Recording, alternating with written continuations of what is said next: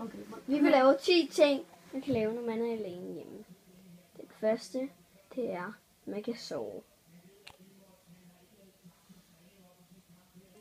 Den anden ting er, at man kan knalde.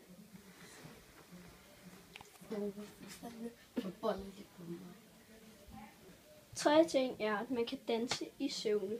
Og det er så sådan her.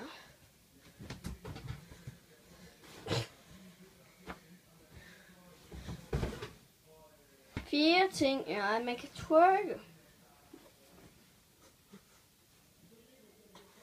Femte ting er, at man kan lave mavebøjninger.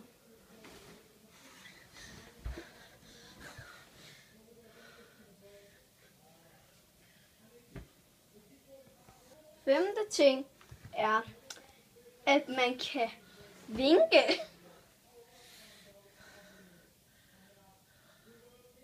Oh my god, jeg kan blinke.